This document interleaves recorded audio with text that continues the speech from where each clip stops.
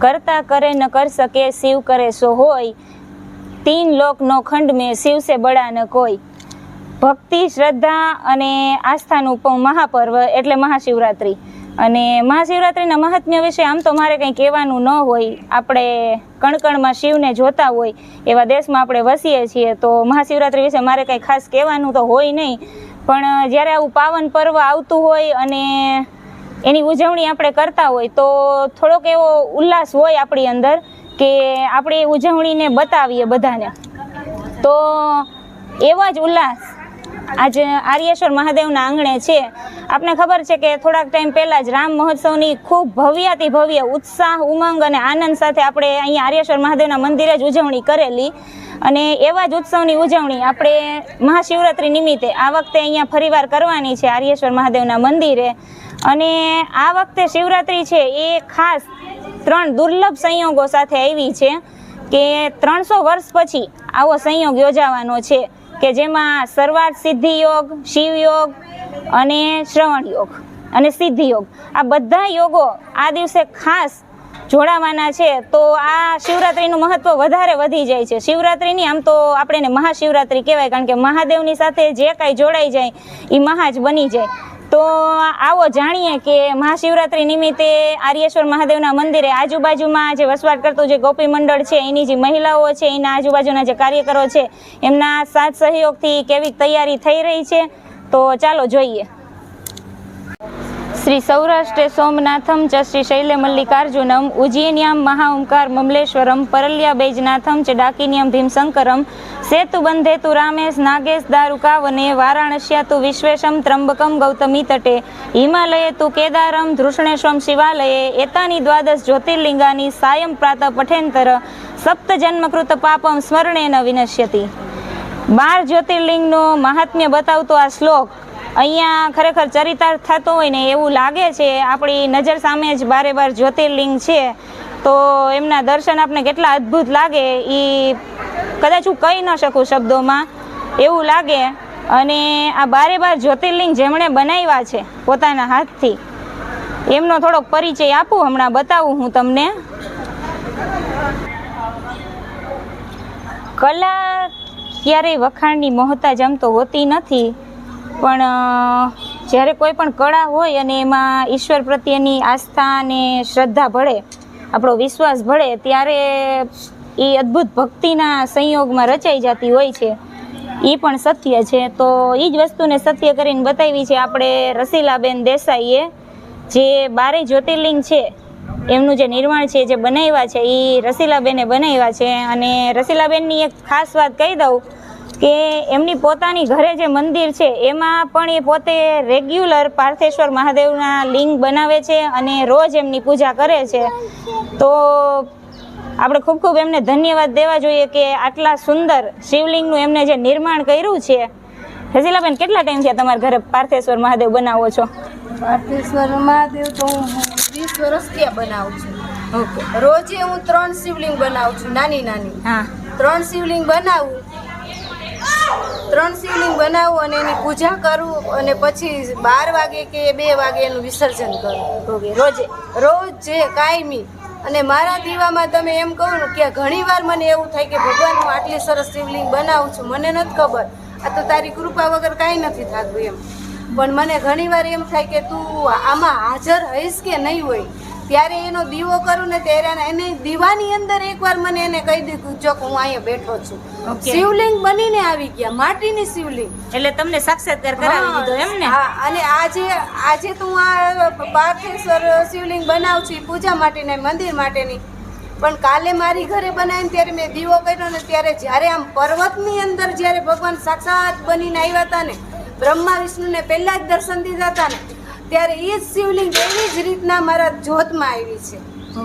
ત્યારે મને એમ થયું કે ના ના ભગવાન, અત્યારે તો તું સાક્ષાત આ કળયુગમાં જરાક આટલું કરી છે ને તોય ભગવાન સાક્ષાત દર્શન દે છે એમ। એટલે જ્યારે પેલા ઋષિ મુનિઓ હજારો વર્ષ એને બિચારાને કેટલી મહેનત કરી ભગવાનને ભજવાની, પૂજવાની, કેટલા તપ કર્યા, જપ કર્યા, છતાંય ભગવાન નહોતા આવતા। અને અત્યારે કળયુગમાં આપણે થોડું પણ હૃદય ચોખ્ખું રાખીને, તપ પ્રત્યેની ભાવ પ્રેમના જોઈને શિવલિંગ બનાવી કે ભગવાન પ્રત્યેનો એક દીવો કરો ને ભગવાન સાક્ષાત આવીને હાજર થઈ જાય. ઓકે, તો એમ ગણો ને કે અત્યારે તમે થોડી મહેનતે જાજુ ફળ મેળવી શકો ને એવો મંત્ર રસીલાબેને આપને આપ્યો છે. તો રસીલાબેને તો આપને શિવના સાક્ષાત્કારની વાત કરાવી દીધી છે. અહીંયા જે ગોપી મંડળની જે બહેનો છે એમના દ્વારા અહીંયા શિવની જે લિંગ છે એની આજુબાજુ મૂકવા માટેના બાણ બનાવવાની કામગીરી ચાલુ છે. અને એ એમ તો સરળ ન હોય, કારણ કે માટીને ગુંદીને પછી એમાંથી બધું બનાવવું ને એની ઉપર એક એક ચોખા લગાવવા એ બધું કામ ટફ છે. પછી એને ભેગા કરીને ચીપકાવા. અહીંયાની જે ગ્રુપની મહિલાઓ છે બધા એ બહુ સખત મહેનત લઈ રહ્યા છે. માટીવાળા હાથ જોતા આપને એક વસ્તુ સમજાય કે માણસ ગમે એટલા લેવલે પહોંચી જાય ને એને માટી સાથે જોડાઈને જ રહેવું પડે અને છેલ્લે માટીમાં જ મળી જવાનું છે. પંચતત્વનો આ દેહ પંચતત્વમાં જ પાછો મળી જાય. એટલે કદાચ ભગવાને એટલે જ પાર્થેશ્વર મહાદેવ બનાવવાનો જે એક આપણે સંકેત આપ્યો છે એટલા માટે જ રાખ્યો છે કે માણસ છે ને એ માટી સાથે જોડાઈને રહે. અહીંયા નાની નાની બાળાઓ આવી ગઈ છે પોતાનો સહયોગ દેવા માટે, અને એમાં કાલે રજા હોય એટલે પાછો વધારે આનંદ હોય.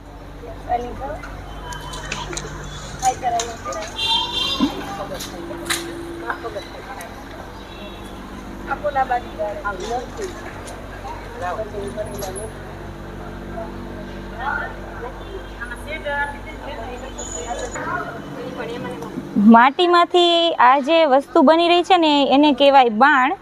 અને એની ઉપર જે ચોખ્ખો લગાવવાનો હોય ને, અક્ષત આપણે કહીએ છીએ ને, એ ખંડિત ન હોવો જોઈએ, આખો ચોખ્ખો જ હોવો જોઈએ. અને જેટલું શિવલિંગનું મહત્વ છે એટલું જ મહત્વ છે આ બાણનું.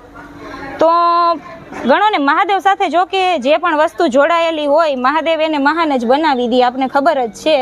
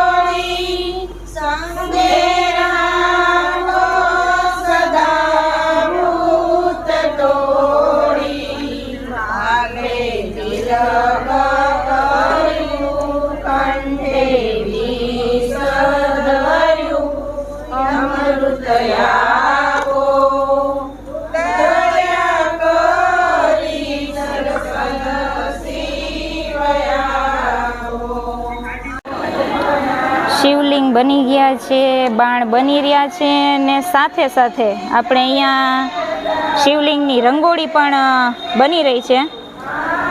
રાધિકાએ બહુ મસ્ત રંગોળી બનાવી છે શિવલિંગની, અને હજી કામકાજ ચાલુ જ છે. લાસ્ટ ટાઈમ રામ મહોત્સવ વખતે પણ મસ્ત રંગોળી બનાવેલી. અને એક બાજુ રાધિકા રંગોળી બનાવે છે અને કલર કામ ચાલુ છે એમાં પૂરવાનું. તો આ બાજુ હંસાબેન અને બીનાબેને બહુ મસ્ત શિવલિંગની રંગોળી બનાવી છે, અને રંગોળી એમની ઓમ કમ્પ્લીટ થવા આવી છે. હવે ઓમ નમઃ શિવાય લખે છે.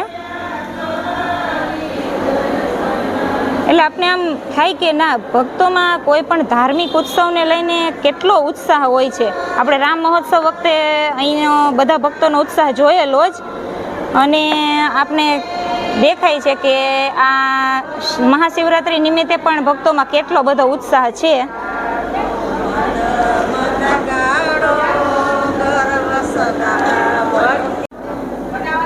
ભક્તોમાં તો બહુ ઉત્સાહ છે. અને સાથે સાથે આપણે કેમ કે અહીંયા રામ મંદિર છે શિવ મંદિરની સાથે સાથે, તો જો ભગવાનને તો વાઘા બદલી દીધા છે અને બહુ સુંદર પરિધાન ધારણ કર્યા છે. રામ લક્ષ્મણ જાનકી જય બોલો હનુમાન કી.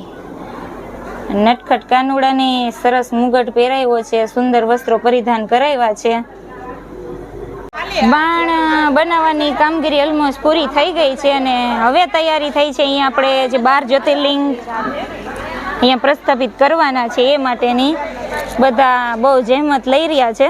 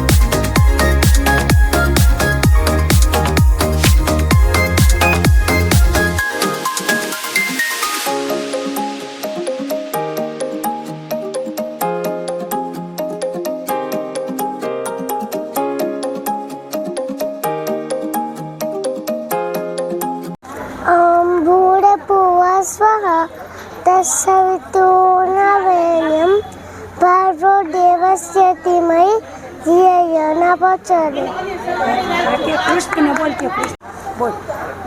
तुषाय वासुदेवाय हरे परमने परपुरुषाय નાના ભક્તો ભાઈ આપણે જોઈએ કે અત્યારના બાળકો છે ધર્મ પ્રત્યે ભક્તિ પ્રત્યે કેટલી આસ્થા છે આ બાળકીના શ્લોક ઉપરથી આપણે અંદાજ આવે. સોનલબેનનું ડ્રોઈંગ આર્ટ છે એ બહુ અદ્ભુત છે. આપણે ગયા વખતે એમણે રામ મહોત્સવ વખતે હનુમાનજી જે સંજીવની પર્વત ઉચકીને જાય છે એ રંગોળી બનાવેલી, બહુ સુંદર બનાવેલી રંગોળી ગયા વખતે એમણે.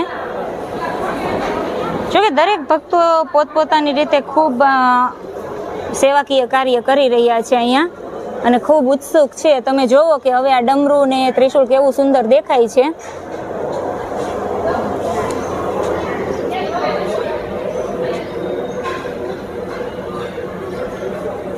ત્રિદલમ ત્રિગુણાકારમ ત્રિનેત્રમ ચ ત્રિયાયુધમ ત્રિજન્મ પાપહારણમ એક બિલ્વમ શિવાર્પણમ, કે શિવ કે જે એક બિલ્વપત્ર ચડાવવાથી 3 જન્મોના પાપને હરી લેતા હોય, જે આદિ વ્યાધિ ઉપાધિને હરી લેતા હોય, એવા શિવશંકર ભોળાનાથનું આજ મહાપર્વ એટલે કે મહાશિવરાત્રિ.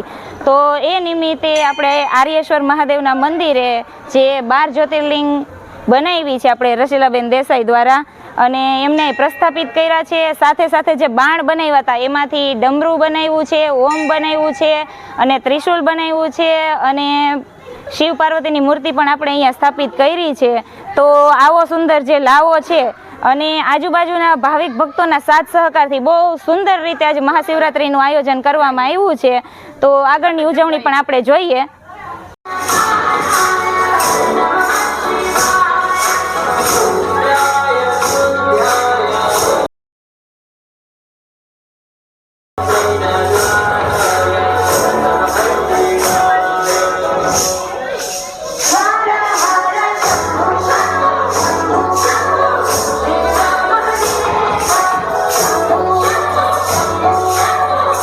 બાર જ્યોતિર્લિંગની જે અહીંયા સ્થાપના કરી છે, તો હવે ટાઈમ થઈ ગયો છે કે એમની આરતી કરીએ.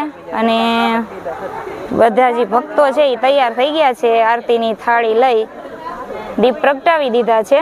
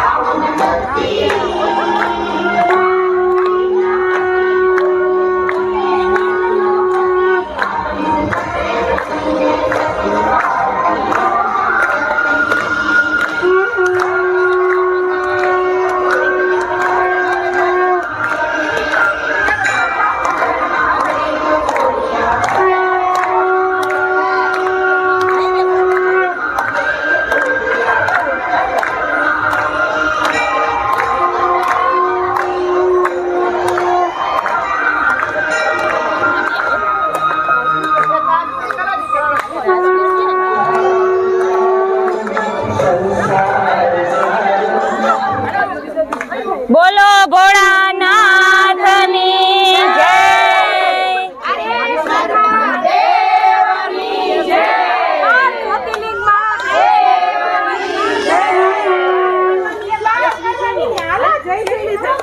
બધે ગોપીઓની જય.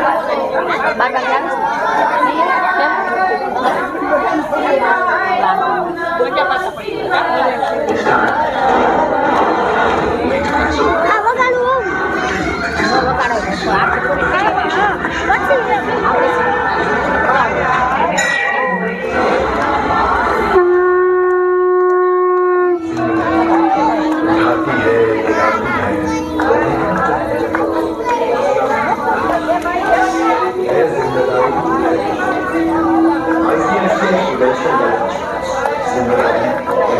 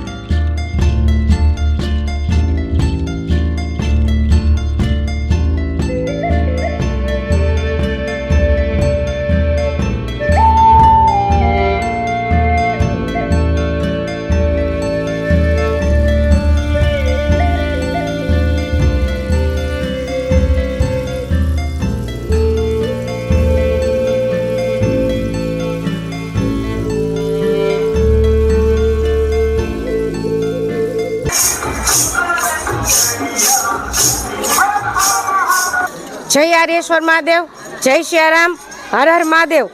આજે જે મહાશિવરાત્રિનો જે તહેવાર છે અને જે આજ 12 આર્યેશ્વર મહાદેવના મંદિરે જે 12 જ્યોતિર્લિંગ મહાપૂજાનું અમે આયોજન કર્યું છે આજે, કે આજે 3 યોગ ભેગા થાય છે, શિવરાત્રિ, તેરસ અને પ્રદોષ પૂજા, બધું 3 યોગ ભેગા થાય છે. અને 3 યોગમાં જો તમે આ 12 જ્યોતિર્લિંગની પૂજા કરો અને 4 પ્રદક્ષિણા ફરો તો તમને 12 જ્યોતિર્લિંગ કર્યાનું ફળ મળે છે, ફળ પ્રાપ્ત થાય છે. એટલા માટે અમે આયોજન કર્યું છે, બધા જ મળીને ભેગા મળીને જે આર્યેશ્વર મહાદેવના મંદિરના જે ગોપી મંડળ છે એના તરફથી અમે જે આયોજન કર્યું છે. અને બીજું એ કે અમે આયોજન તો આટલું બધું કર્યું છે, આર્યનગર સુધી પહોંચે છે અને ખાલી મંદિર સુધી પહોંચે છે. તો આ જે આયોજન અમે જે કરીએ છીએ, ધાર્મિક કાર્યનું જે આયોજન કરીએ છીએ એને જ્યાં 12 સુધી પહોંચાડવાનું અને ઘર ઘર સુધી જે પહોંચાડવાનું કામ છે એ આ જીગુબેન પટેલ છે, એનો અમે ખૂબ ખૂબ આભાર માનીએ છીએ કે આજે અમારો જે વિડીયો છે, ધાર્મિક કાર્યોનો જે વિડીયો છે, જે પ્રભુ ભક્તિનો વિડીયો છે, એ દેશ અને વિદેશ સુધી પહોંચે છે. આ વિડીયાના માધ્યમથી અમારે અનેક ભક્તજનો અહીંયા આવે છે અને હર એક ભક્તજનોની મનોકામના પૂર્ણ થાય છે. એટલે આ વિડીયાને ધાર્મિક વિડીયો છે, કોઈ ઓલો વિડીયો નથી, માટે એને બધાય સબસ્ક્રાઇબ કરો અને લાઈક કરો, એટલે જેને કે દરેક શેર કરજો, એટલે દરેક જગ્યાએ આને અને 12 જ્યોતિર્લિંગના દર્શન થશે. અને અમારા મંદિરે જે પણ આ ધાર્મિક કાર્ય યોજાશે એનો દરેક વિડીયો તમને જોવા મળશે. હર હર મહાદેવ, હર હર મહાદેવ.